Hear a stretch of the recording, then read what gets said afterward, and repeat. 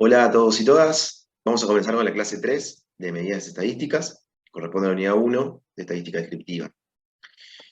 Justamente, la estadística descriptiva era esa parte de la estadística, habíamos dicho en las clases anteriores, en la que partíamos del estudio de una población y a partir de la población podíamos tomar muestras, o también hay casos en que podemos trabajar con la población completa, y nuestra unidad de estudio, ¿sí?, son los individuos, en el caso obviamente que estamos hablando de poblaciones humanas. Si fueran poblaciones animales o de plantas, van a ser los individuos que corresponden a cada uno de estos seres vivos. Y en definitiva, lo que hacemos con cada uno de los individuos es medir algún tipo de variable. Esa variable, como por ejemplo podría ser el color de cabello, si se quiere, el sexo, es decir, variables de tipo cualitativas, donde registramos una característica del individuo, o bien podrían ser variables numéricas, donde estaríamos trabajando, por ejemplo, con datos como la estatura, la edad, el peso, etc. Es decir, en definitiva, lo que obtenemos a partir de medir variables son datos. Y estos datos, con estos datos, como parte de la estadística descriptiva, como parte justamente de describir qué pasa en esa muestra o en esa población, debemos realizar procedimientos de clasificación, de representación, a través de gráficos particularmente, y también de resumen, ¿sí? Y estos son los parámetros o medidas estadísticas que veremos en esta clase. También un poquito para recordar lo que trabajamos en las clases anteriores, es que si nosotros partimos de la toma de datos, que justamente vamos registrando a partir de medir una variable, como podría ser, por ejemplo, el grupo sanguíneo, de pacientes que recibieron un determinado tratamiento médico con transfusiones, por ejemplo, veíamos que en la toma de datos justamente vamos a registrar para cada individuo cada una de esas variables. Es decir, para un paciente, su grupo sanguíneo y además si recibió o no un tratamiento, este tratamiento médico. En este caso estamos hablando de, por ejemplo, dos variables. Y en particular el grupo sanguíneo es una variable de tipo cualitativa nominal, y también el haber recibido o no la transfusión es una variable de tipo nominal. ¿La recibió o no la recibió? ¿Sí o no? Y los 4 grupos sanguíneos que existen en los seres humanos. Entonces, tomamos los datos y los procesamos. Ese procesamiento incluye en una primera instancia la construcción de las tablas de frecuencias, que es lo que vimos en la clase pasada. Aquí lo que hacemos es pasar la información ahora a la variable, por ejemplo, grupo sanguíneo, entonces registramos para cada valor de la variable, es decir, para cada categoría, en este caso, del grupo sanguíneo, 0, B, A y AB, cuántos de esos pacientes tienen determinado grupo sanguíneo, ¿sí? Entonces, eso que es la frecuencia absoluta, en el caso, por ejemplo, de este ejemplo, para el grupo 0 se registraron unos 2.892 pacientes. También registramos el total, y en la tercera columna de este pequeño imagen de captura de Excel, vamos a ver que tenemos una proporción, ¿sí? Un valor con decimal, que es una proporción justamente del total, que representa cada una de esas frecuencias absolutas, justamente con respecto al total. Es decir, que los 2.892 pacientes con grupo sanguíneo 0, que fueron registrados en esta muestra, corresponden a un 0,45 del 12.300, que es el total, ¿sí? Entonces, así registrábamos frecuencias absolutas y relativas, que eran, bueno, de las primeras frecuencias que un investigador debe, al momento de analizar sus datos, tener en cuenta. A partir de allí, podemos comenzar a trabajar con las medidas estadísticas. ¿Y qué son las medidas estadísticas? Son valores que calculamos justamente a partir del conjunto de datos y que nos permiten tanto describir como resumir la información de estos datos. Como una pequeña aclaración de dos conceptos que son muy similares, pero que definen cuestiones diferentes, es la idea de parámetro y la idea de estadístico. Ambas son formas de llamar a las medidas estadísticas. Ocurre que parámetro es toda aquella medida estadística que se registra, que se obtiene, que se calcula a partir de datos que corresponden a una población. Es decir, estoy trabajando con los datos de toda la población. En cambio, vamos a hablar de estadísticos cuando nos referimos a las medidas estadísticas que obtenemos o que calculamos a partir de los datos obtenidos en una muestra. ¿Sí? Estoy trabajando con los datos de una muestra, que sí, fue claramente tomada a partir de una población. Las medidas estadísticas, es decir, sean parámetros o sean estadísticos, según con lo que estemos trabajando, pero las medidas estadísticas son de 4 tipos. Las podemos clasificar en 4 diferentes, que son las de tendencia central, las de dispersión, las de forma y las de posición. Comenzaremos viendo las medidas de tendencia central, que como su nombre un poco le indica, básicamente nos están indicando un valor central, nos indican una posición, y eso es representativo del conjunto de datos. Vamos a empezar a verlas. Son media, mediana y moda. En particular, la media es un promedio. Es más, podemos referirnos a media o promedio, que es justamente el promedio de todos los datos. Y lo obtenemos sumando cada uno de esos datos y dividiéndolo por el total. ¿Sí? Siempre nosotros en una muestra, y si esa muestra está bien tomada y es representativa de la población, vamos a tener variaciones. O sea, los individuos sobre los que estamos trabajando y el dato que sea que estemos registrando de la variable que estamos estudiando, va a tener una cierta variación, no van a ser en general todos idénticos. Entonces, el promedio nos resume justamente esa información y nos indica que, por ejemplo, si nosotros registramos las edades de un determinado grupo de personas, vemos que si bien hay personas que van a tener, por ejemplo, 18 años, como vemos en este conjunto del ejemplo, o personas que tienen 24 años, y así muchos valores de edades diferentes, el promedio está en torno a los 20,3, 20,4 años. ¿Sí? Y otra aclaración que si bien tenemos la fórmula ahí escrita en la presentación, podemos hablar de media poblacional o media muestral, incluso se representa con un símbolo diferente a cada una de ellas, pero en definitiva es lo mismo, es el promedio de los datos, pero como les explicaba recién con los términos estadístico y parámetro, la media poblacional hace alusión a el promedio obtenido de los datos de toda una población, mientras que la media muestral corresponde justamente a los datos de la muestra. La media, bueno, es uno de los parámetros, perdón, de las medidas estadísticas más utilizadas, y un poco la podemos considerar como si fuera el centro de gravedad. Es ese punto que nos determina un centro de un conjunto de datos, ¿sí? Pero además es influenciada por cada uno de los valores de los datos. Y esto en particular nos lleva a una tercera característica de la media, que es justamente que es sensible a datos extremos. Es decir, por ejemplo, ahí vemos representados en la primera serie o escala numérica de 0 a 10, vemos datos obtenidos, uno es 0, otro es 1, y hay otros 2 datos que corresponden al número 2, o al valor 2. Ese conjunto de datos, de esos 4 datos, fíjense que es casi o cercano a 2, puede ser 1,8, 1,7.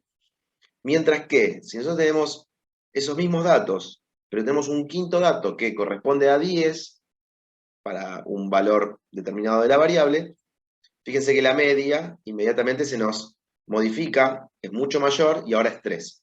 Esto hace alusión con la sensibilidad a los datos extremos que tiene esta medida estadística. Y que cada dato aporta justamente a la conformación de ese valor o ese cálculo realizado. Otra de las medidas de tendencia central es la mediana. Y la mediana es un valor que a mí me permite dividir a mi conjunto de datos al cual ordené. Y cuando digo ordenar, me refiero a ordenar, por ejemplo, de menor a mayor. Podría ser también de mayor a menor, pero en un sentido más sencillo del trabajo, se ordenan generalmente de menor a mayor. Y yo me voy a detectar o voy a determinar a la mediana como ese valor que está en el centro y que me divide al conjunto de datos en dos grupos iguales, en dos grupos exactamente iguales. O sea, por debajo de ese valor y por encima de ese valor voy a tener una igual cantidad de datos, ¿sí? Entonces, por ejemplo, podemos ver, ahí está representado gráficamente, el valor de la mediana, como si fuera, por ejemplo, la estatura de las personas. Vemos que por encima de ese valor de la mediana, que está representado con una figura coloreada con celeste, por encima tenemos 8 estaturas, ¿sí?, superiores a esa, y por debajo tenemos 8 estaturas también, o individuos con estaturas menores a ese valor de la mediana. Hay una forma para calcularla, que es, allí está representada, que es n más 1 sobre 2. Que nos indica esto es el total de los datos, supónganse, por ejemplo, 10, le sumo una unidad y lo divido por 2, ¿sí? Ese valor, que es 11 dividido 2, 5,5, fíjense que correspondería a... no existe ese dato, no hay un dato 5,5. Fíjense, por ejemplo, en la segunda oración que dice, la mediana de los datos 11, 12, 14, 15, 16, 16, 18, 19, ¿sí?, ese valor en posición 5,5, o bueno, en este caso sería 4,5, son 8 datos, es un valor que estaría entre el dato en posición 4 y el dato en posición 5, ¿sí? Entonces, nuevamente lo que yo hago ahí es un promedio. Sumo el dato 15, el dato que tiene el número 16, y lo divido por 2, ¿sí? Entonces, el valor de la mediana es 15,5, ¿sí? Fíjense que estoy diciendo dos cosas diferentes. Una cosa es la posición de la mediana, que es justamente el lugar en el que se encuentra, y el valor de la mediana, ¿sí? Esto ocurre en casos de datos pares, mientras que si son datos impares, es decir, el conjunto de datos es impar, por ejemplo, 7 datos, la mediana siempre va a estar en el punto central, que me divide a los dos grupos, por encima y por debajo, con la misma cantidad de datos. En este caso es el dato que está en posición 4. Es más, fíjense que la formulita sería 7 más 1, o sea, 8, dividido 2, 4. ¿Sí? Yo cuento en mi serie ordenada de datos y veo que 31, 32, 34, ¿sí?, son 3 datos. En la posición cuarta estaría de mediana, y por encima de esa hay nuevamente 3 datos, 36, 36 y 38. Entonces, el valor de la mediana es ese dato, el dato en la posición 4. Vamos a ver que esta medida de estadística es justamente conveniente cuando los datos son asimétricos.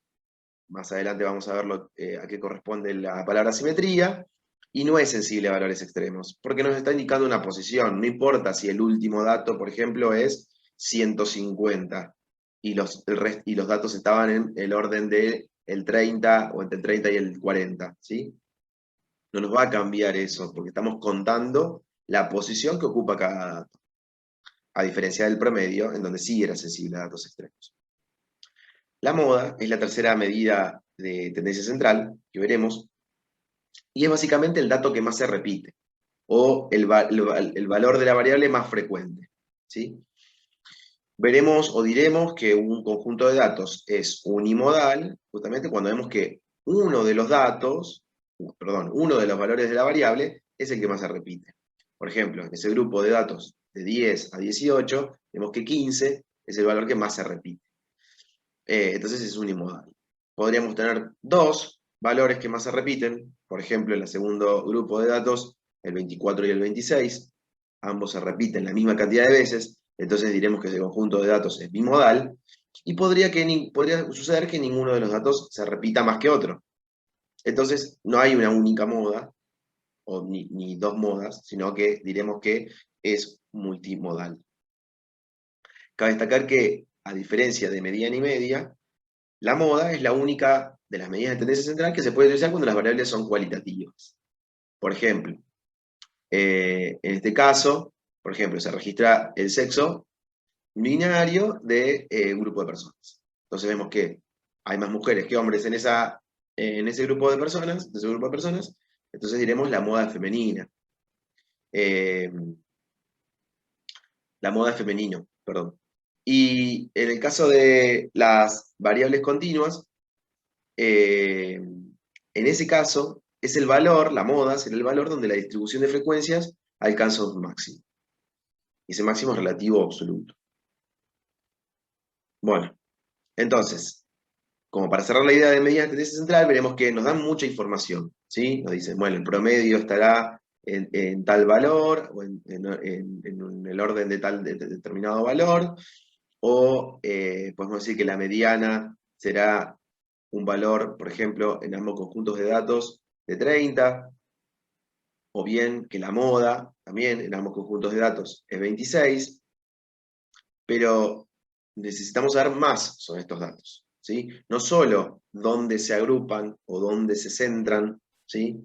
Sino también la distancia, el alejamiento o la dispersión. Y justamente son esos lo que podemos ver, por ejemplo, o lo que nos falta saber, por ejemplo, en este conjunto de datos. Vemos dos conjuntos de datos, de 4 datos cada uno, y vemos que ambos tienen la misma media, que es 14.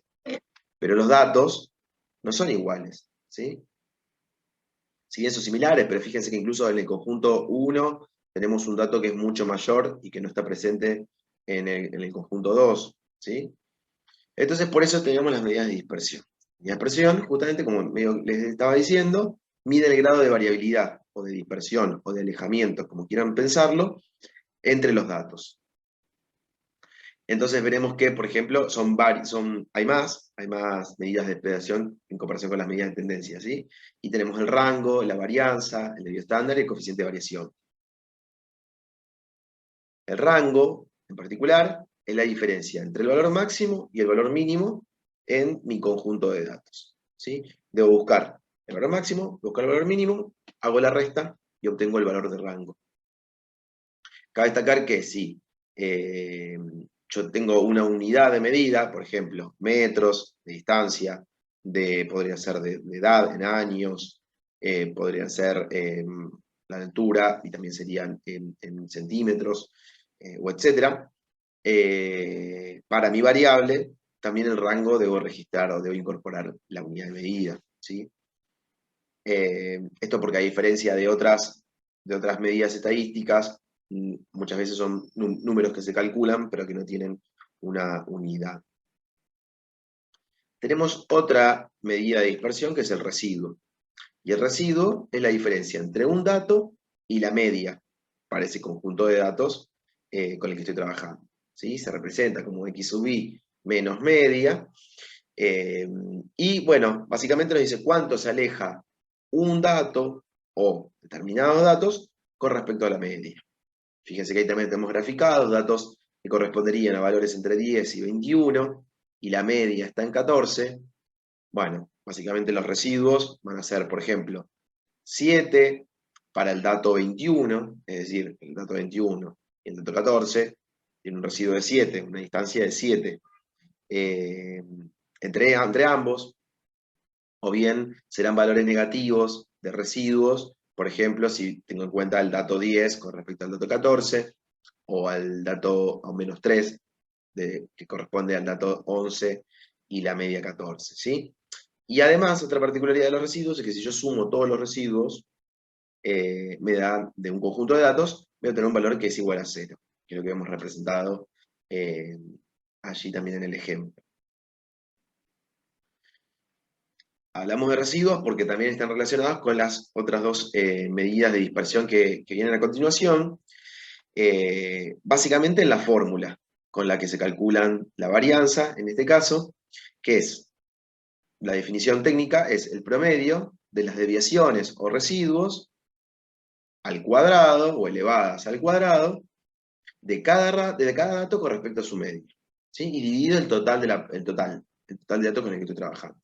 Fíjense que en símbolos está representado de esa manera, en la suma, es ese símbolo griego, esa letra epsilon, de un dato, x, menos su media. Eso está en un paréntesis al cuadrado porque justamente representa el desvío o el residuo, ¿sí? Al cuadrado.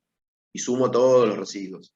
O sea, las diferencias de cada dato con respecto a su media y elevados al cuadrado. y divido toda esa suma de desvíos con respecto al total de la población o bien de la muestra.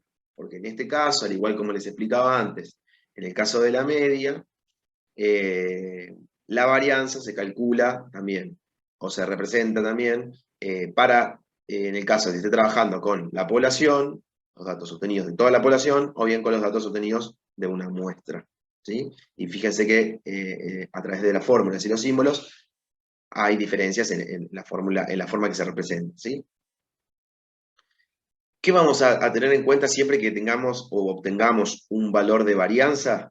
Es que cuanto mayor es la varianza, el número que yo calculo, mayor es la variabilidad. Mayor es la variabilidad, en particular de los datos con los que estoy trabajando. Son datos más variables. Son datos, un poco, ¿qué me quiere decir esto? Que son datos que son diferentes unos de otros, bastante diferentes unos de otros. Fíjense que además, como les había dicho en el caso de la media, la varianza también es sensible a datos extremos, y es porque en la fórmula, ¿sí? En la manera que se calcula la varianza, se utiliza la media. Entonces la media, al ser sensible a datos extremos, esa sensibilidad, ¿sí? O esa característica también está incluida en este tipo de medida estadística. Y además tienen las mismas unidades que la variable, pero al cuadrado. Es decir, que todas estas fórmulas que yo calculo, si estoy midiendo una variable que es de distancia, por ejemplo, en metros, la varianza va a tener un valor determinado, metros cuadrados.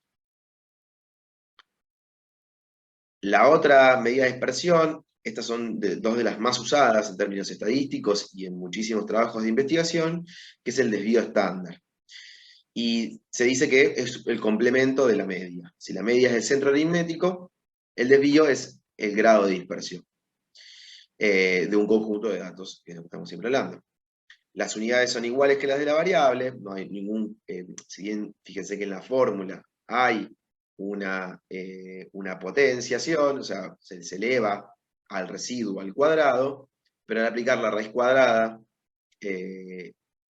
ese valor al cuadrado, por así decirlo, se cancela o desaparece. Entonces las unidades son exactamente iguales, si es en metro, la variable es también en metro el valor del desvío estándar.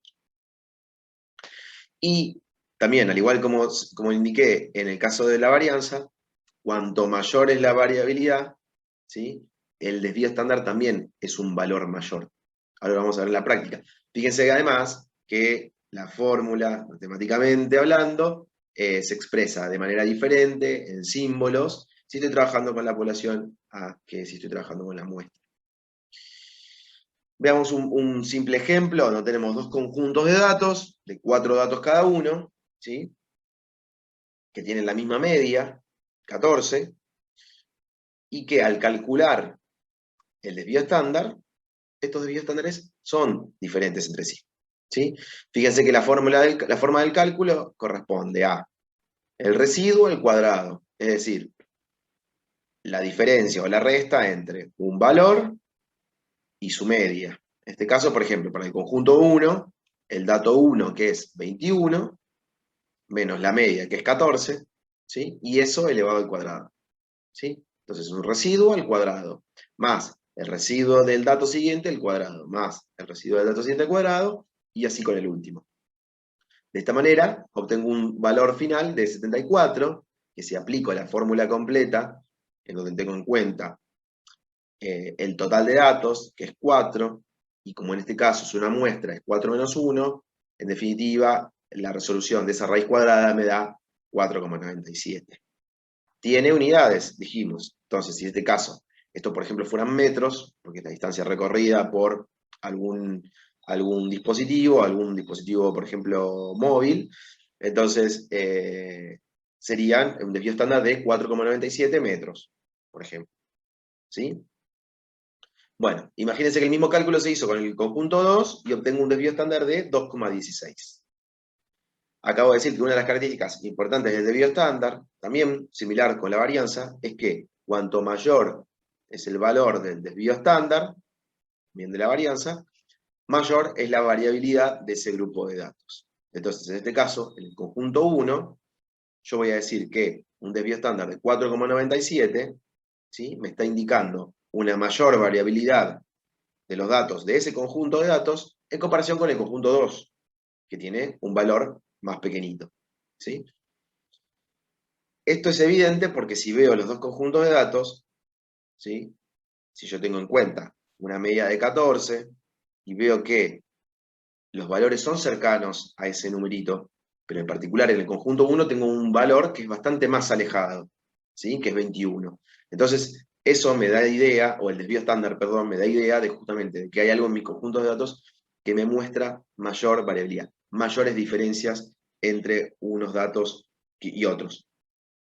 Decimos que una mayor variabilidad es una mayor heterogeneidad de mis datos. Si fuera menor la variabilidad, diríamos que mis datos son más homogéneos.